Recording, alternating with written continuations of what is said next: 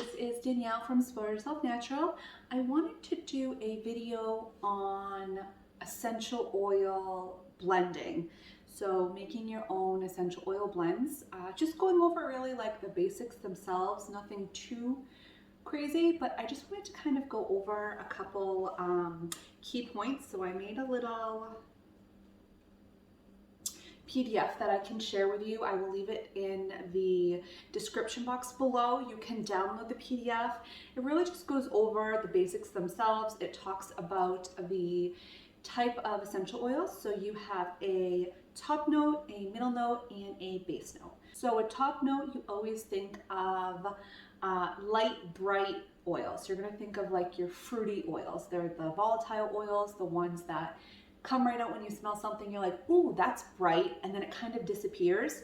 That is your top note.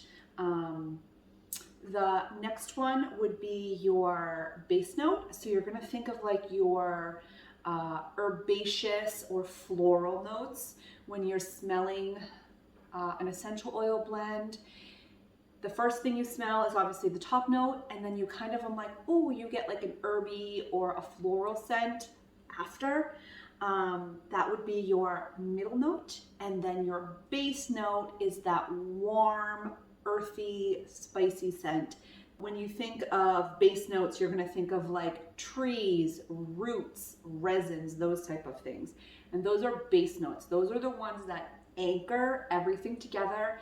The scent that kind of like lingers after you smell something, that is a base note. So I just wanted to go over really what the three notes were. When you are blending your own customized scent, you always want to add all three if possible. If you don't want to do 3 essential oils,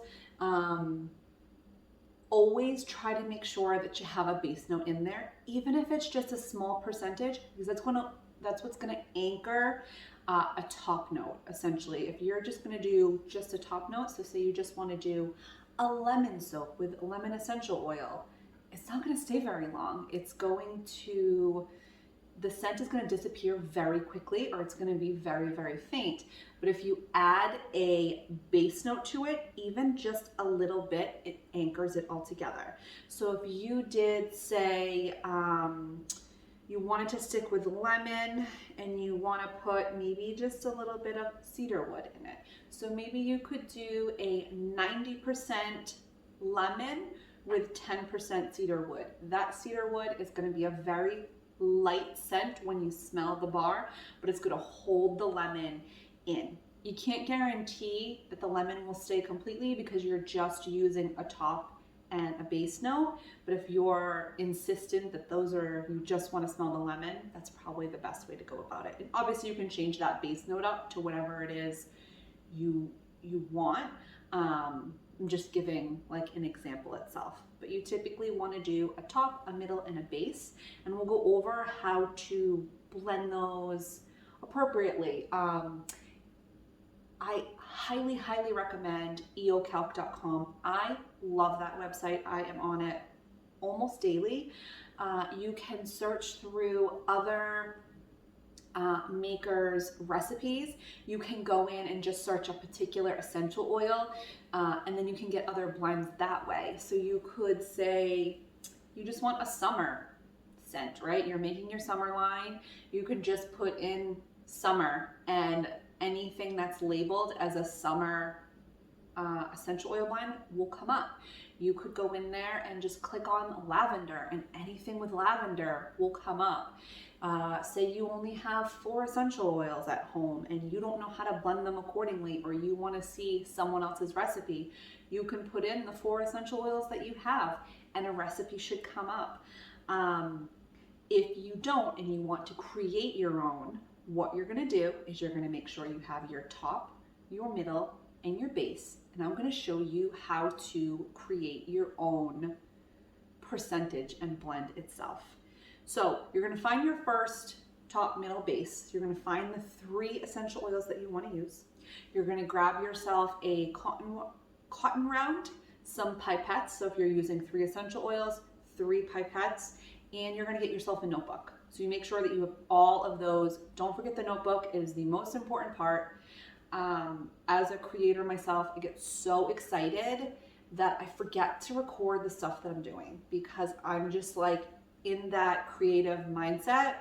Like I don't care about anything else. I just want to make something. But the thing is when you don't record what you're doing, you could mess up your recipe. So sometimes I'll just start with one cotton round.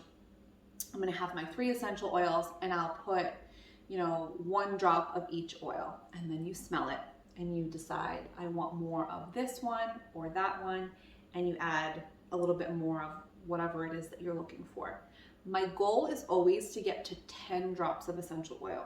You don't have to do that. Maybe you find it and you're only at 7, and that's perfectly fine. You don't have to try to figure out anything after that. But what you're going to do is every time you put a drop, you're going to make sure you're adding it onto your notepad.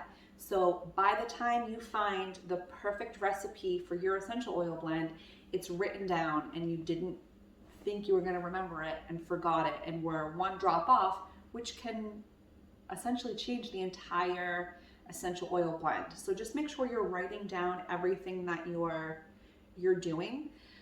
Sometimes it can take a couple rounds and you don't just do it after the first time. You might have to try and do this 4 or 5 or 6 times, and there's no way you're going to remember. So every time you get a new cotton round out and you start adding to it, write everything you're doing down, drop by drop. So you found your perfect recipe and you're only at 7 essential oil drops and you're not at 10, which is ideal. It's just the easiest way to go about it mathematically. I am not math savvy by any means. Like that is a big weak point for me.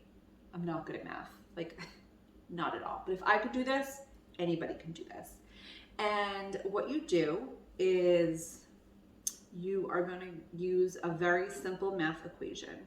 So if you are using 7 drops, because that's what we talked about, we're using 7 drops total. So what we're going to do is we're going to take the 7 drops that we have, and say our 7 drops are, let's just say 8 drops. We're going to say 8 drops just to make it a little bit easier on myself. So 8 drops total. We have 4 drops of lavender, 1 drop of frankincense, and 1 drop of fir needle, and 3 drops of frankincense. So what you're going to do is you are going to take the number 4 because you had 4 drops of lavender. So you are going to do 4 divided by 8, which is the total number of drops, equals, and it's going to say 0.5. Then what you're going to do is you're going to move the decimal point over 2 times, which would bring you to 50%. So you know out of the 8 drops you've used, 50% is going to be lavender. Okay, so your 4 drops of essential oil out of 8 drops total is 50%. Now we're going to go on to the fir needle. We've used 1 drop of fir needle. So what we're going to do is 1 divided by 8 equals 0.125. We're going to move the decimal point over 2, which means that 1 drop of fir needle equals 12.5%. And we're going to go on to the third one. Frankincense. We use 3 drops of frankincense. So 3 divided by 8 equals 0.375. We're going to move the decimal point over 2 times, and it's going to be 37.5. So our recipe itself is 50% lavender, 12.5% fir needle, and 37.5% frankincense. So now we have our percentages. The next thing, the most important thing that we're going to do is go to eocalc.com. We're going to go to eocalc.com, and when you get there, you're going to create your own recipe.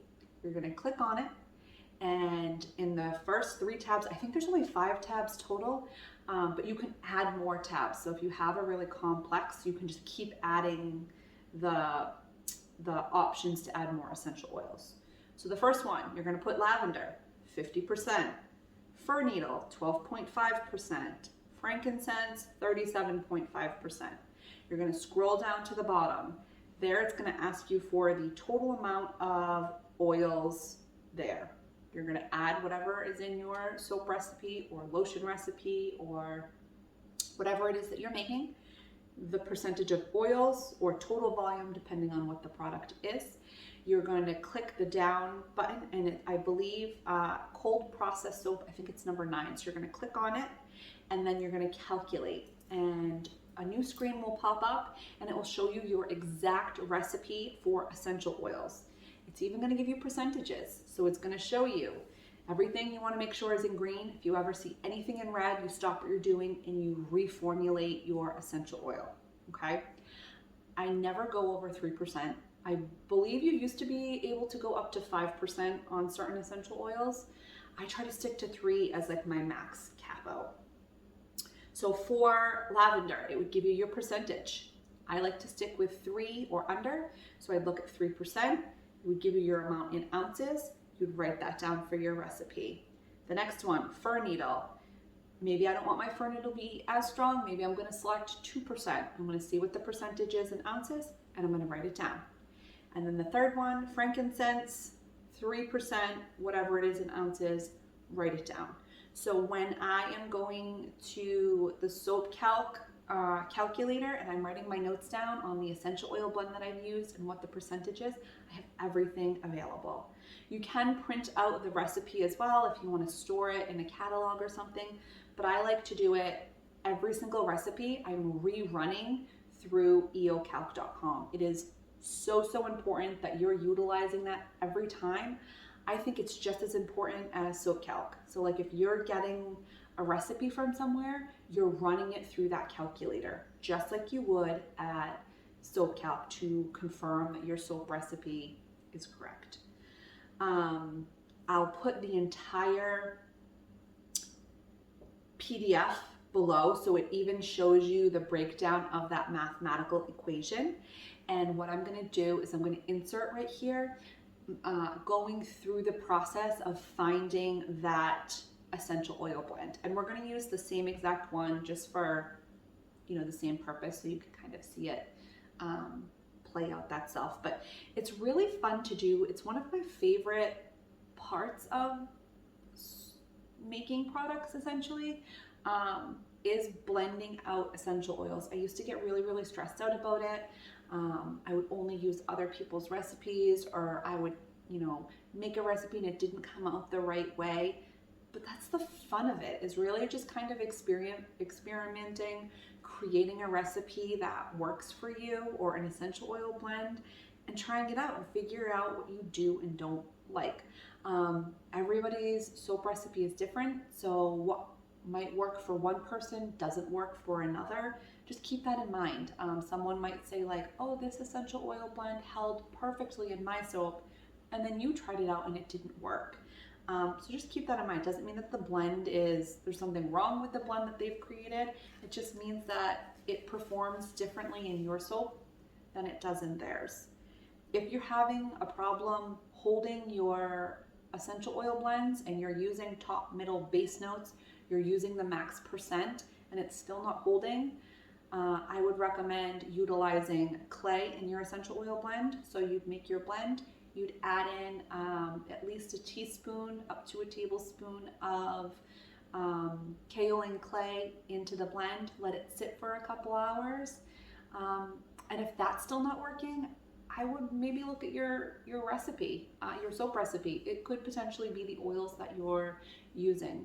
My recipe is pretty heavy in butters, not overly heavy by any means, but it definitely has a decent amount of butter in it, and I have absolutely no problem holding a scent in my recipe itself. So that could potentially be another reason that maybe your essential oil blend isn't holding. So I'm gonna insert the making of an essential oil blend, and I'll see you back here.